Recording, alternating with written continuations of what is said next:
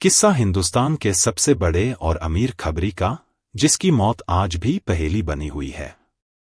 Police महकमे में एक कहावत है कि सबसे अच्छा पुलिस अफसर वही है जिसका खबरी यानी मुखबिर का नेटवर्क सबसे ज्यादा मजबूत और फैला हुआ हो।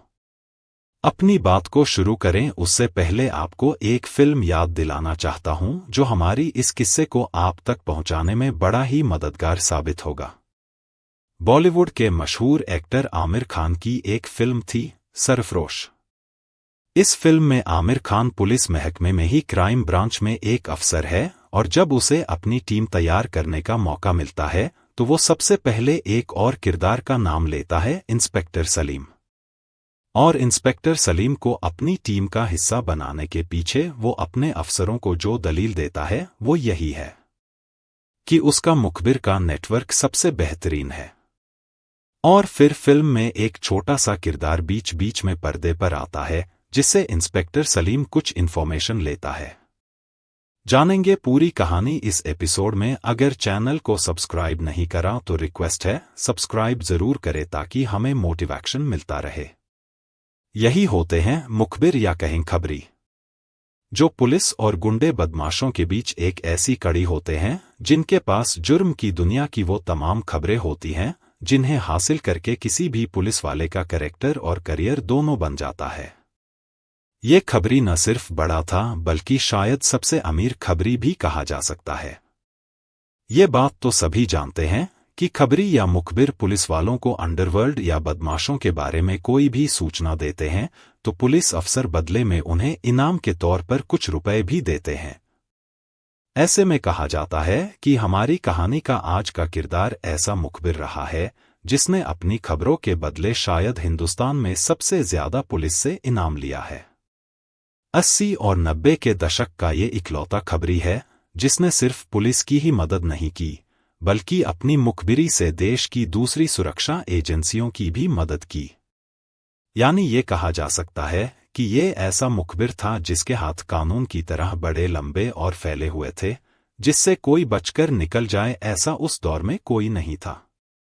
चाहे वो मुंबई पुलिस हो, चाहे इंटेलिजेंस ब्यूरो यानी आईबी हो, चाहे वो एनसीबी हो, चाहे कस्टम हो या फिर वो क्राइम रिपोर्टर ही क्यों न हो, उसके पास आकर कोई भी खाली हाथ वापस नहीं लौटा। बदले में उसे पुलिस का इनाम मिल जाता था। किसी भी लिहाज से देखकर कहा जा सकता है कि ये शख्स एक सच्चा मुखबिर या खबरी था, जिसकी बताई गई खबर कभी खाली नहीं जाती थी। कई नामों की पहचान थी सलीम लंगड़े की। मुंबई के उस खबरी का नाम था सलीम सिद्दीकी। ये तो उसका असली नाम था जो उसे उसके माता पिता ने दिया था। लेकिन मुंबई पुलिस के साथ साथ दूसरे तमाम एजेंसियों के लिए काम करते वक्त इस खबरी ने पुलिस से इनाम के साथ साथ अनगिनत नाम भी कमाए थे। कोई उसे सलीम चोर बुलाता था तो कोई उसे सलीम खबरी। सलीम कोलाबा का रहने वाला था, लिहाजा कुछ लोग उसे सलीम कोलाबा वाला भी कहकर पुकारते थे। मगर जिस नाम से सलीम ने पुलिस से लेकर पब्लिक तक के बीच में अपनी अलग पहचान बनाई थी वो था सलीम लंगड़ा। असल में सलीम के पास किसी ज़माने में एक मोटरसाइकिल हुआ करती थी। उसी मोटरसाइकिल के जरिए वो घूम घूम कर मुंबई के अलग अलग हिस्सों में बैठे गैंगस्टर्स के प्लान्स का पता लगाता था और उन्हें उस एजेंसी तक पहुंचा देता था जिस एजेंसी के लिए वो खबर काम की हो सकती थी। जाहिर है इसके पीछे थी उसकी इनाम हासिल करने का लालच। एक बार सलीम ऐसे ही किसी खबर के पीछे जा रहा था, तभी रास्ते में उसका एक्सीडेंट हो गया जिससे उसका पैर टूट गया था। बाद में वो ठीक तो हो गया लेकिन लंगड़ा कर चलने लगा, जिसकी वजह से ही उसका नाम सलीम लंगड़ा पड़ गया। पुलिस से सबसे ज्यादा इनाम लेने वाला खबरी। सलीम लंगड़े के बारे में मुंबई के मुखबिरों के बीच एक कहावत आम थी कि मुंबई के आसपास के समंदर को सलीम लंगड़े से ज्यादा बेहतर कोई नहीं जानता। उसे समंदर में छुपी गुनाह की लहरें दूर से दिख जाती थी। ये बात भी मशहूर है कि सलीम चोर के नेटवर्क से बेहतर किसी का नेटवर्क नहीं था। अंडरवर्ल्ड हो या फिर नशे के कारोबारियों का गोरख धंधा, यहाँ तक कि मानव तस्करों से लेकर मिलावटी तेल का खेल करने वाले भी उसकी नजरों से दूर नहीं थे। का ही कमाल था कि पुलिस ने उस दौर में भी नशे की इतनी बड़ी खेप पकड़ी थी जो उससे पहले हिंदुस्तान की किसी भी एजेंसी ने नहीं पकड़ी थी। अंतर्राष्ट्रीय बाजार में उस खेप की कीमत उस जमाने में करोड़ों में थी। पुलिस महकमे से जुड़े लोग बताते हैं कि सलीम लंगड़े ने उन दिनों नशे की खेप के साथ साथ मानव तस्करों के बड़े नेटवर्क का भी पर्दाफाश करवाया था। इसके अलावा सलीम लंगड़े की टिप ऑफ की वजह से ही महाराष्ट्र में चल रहे मिलावटी तेल के सारे खेल का कच्चा चिट्ठा मुंबई पुलिस के सामने खुल गया था, जिस पर ताबड़तोड़ छापेमारी के बाद बड़े पैमाने पर गिरफ्तारी हुई थी। सलीम लंगड़े का बैंक से जुड़ा दिलचस्प किस्सा है। मुखबिरी सलीम लंगड़े का पेशा था। आमतौर पर लोग इसे पेशा बताने से परहेज करते हैं, लेकिन सलीम के बारे में पूरे मुंबई में ये बात मशहूर थी कि वो अपने काम को लेकर संजीदा है और बेईमानी का काम पूरी ईमानदारी से निभाता है। उसके बारे में एक किस्सा बेहद मशहूर है। कहा जाता है कि मुंबई में ड्रग्स की एक डील के बारे में टिप ऑफ देने पर कस्टम डिपार्टमेंट की तरफ से सलीम लंगड़े को 18 लाख रुपए बतौर इनाम मिला था। चूंकि सलीम बेहद सादगी से रहता था और देखने में मामूली शक्ल वाला इंसान था, ऐसे में अपने 18 लाख रुपए की इनामी रकम को लेकर जब वो कोलाबा में एक बैंक की ब्रांच पहुंचा तो वहां बैंक मैनेजर को शक हुआ, क्योंकि शक्ल सूरत से उसकी हैसियत बैंक मैनेजर को ऐसी नहीं लगी कि उसके पास 18 लाख रुपए की रकम भी हो सकती है। लिहाजा बैंक मैनेजर ने उसे अपने बैंक में बिठाया और कोलाबा थाने में इत्तेला कर दी कि बैंक में एक शख्स अपनी पत्नी के साथ 18 लाख रुपए की भारी भरकम रकम जमा कराने आया है। ऐसे में इस बात का अंदेशा है कि इस शख्स ने किसी जुर्म के बाद ये रुपए हथियाए जिन्हें वो किसी भी सूरत में बैंक में जमा करना चाहता था। बैंक मैनेजर की बात सुनकर कोलाबा थाने की पुलिस बैंक पहुंची और सलीम के साथ उसकी बीवी मुमताज को भी पूछताछ के लिए थाने ले आई। वहां पुलिस पूछती रही कि सलीम उन पैसों के बारे में अपना गुनाह कबूल कर ले या फिर वो 18 लाख की रकम थाने में छोड़कर चला जाए, जिसे वो पुलिस वाले आपस में बांट लेना चाहते थे। मगर सलीम अपनी गाढ़ी कमाई की रकम छोड़कर जाने को तैयार नहीं था। सुबह से शाम और रात हो गई, लेकिन सलीम वहीं थाने में ही बैठा रहा। इसी बीच शाम को किसी जरूरी काम से कस्टम विभाग के एक अफसर कोलाबा थाने में पहुंचे और वहां उन्होंने जब सलीम को देखा तो सारी बात पूछी। सलीम ने जब उनको अपनी बात बताई तो उन्हीं अफसर की पैरवी से पुलिस वालों ने सलीम को पैसों के साथ जाने दिया।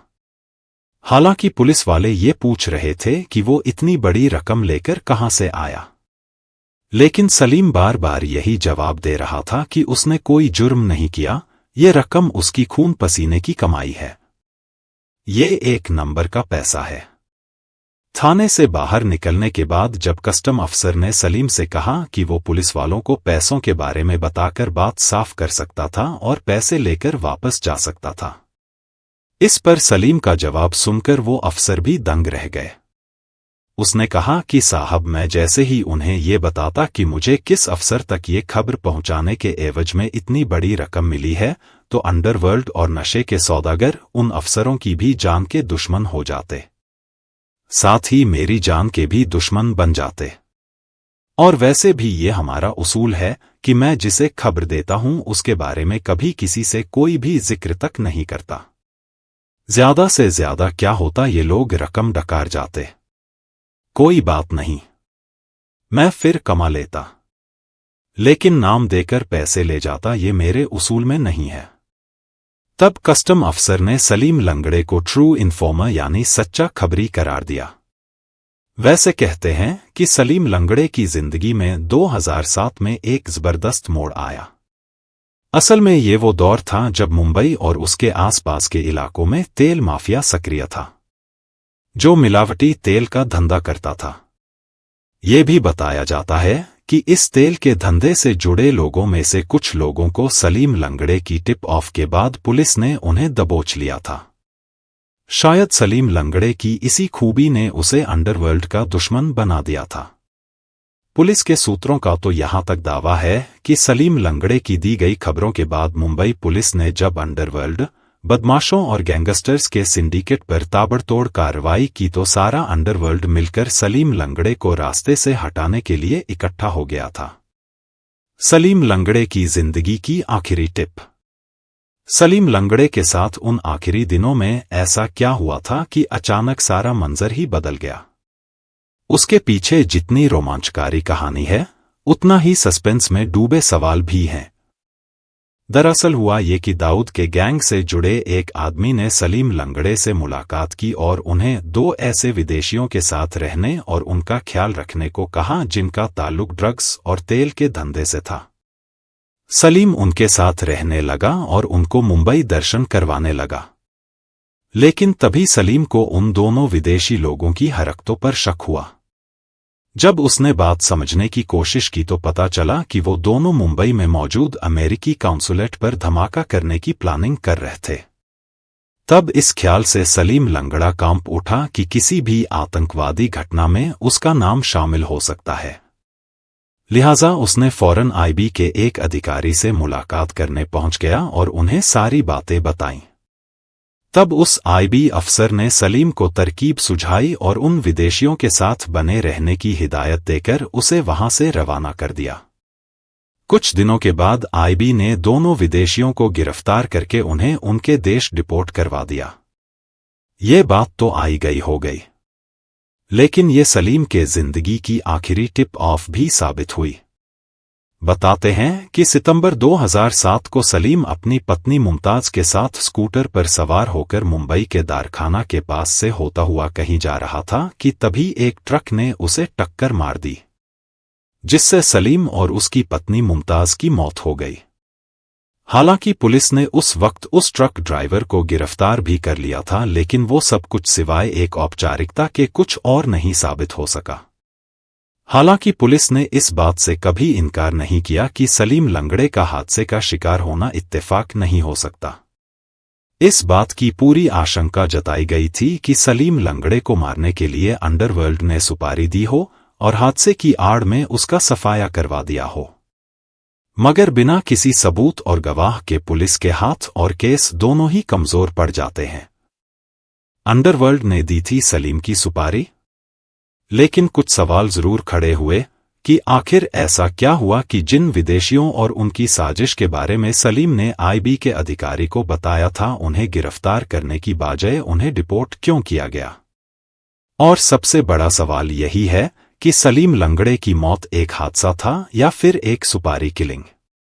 सुपारी किलिंग की बात इसलिए भी उठी क्योंकि जिस वक्त यह हादसा हुआ था और ट्रक ने सलीम के स्कूटर को टक्कर मारी थी, तो वहां मौके पर एक चश्मदीद मौजूद था।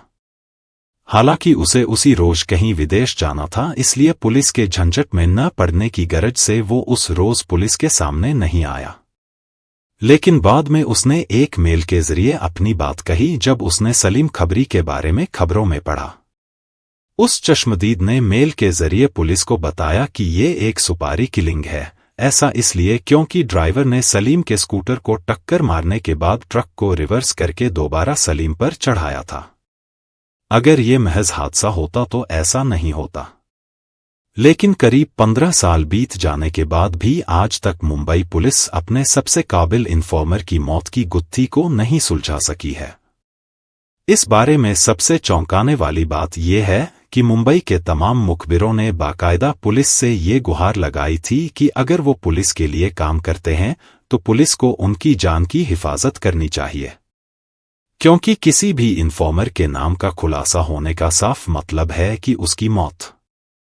और शायद सलीम लंगड़े के साथ भी यही हुआ। फिर मिलेंगे किसी नए एपिसोड के साथ, तब तक के लिए नमस्कार।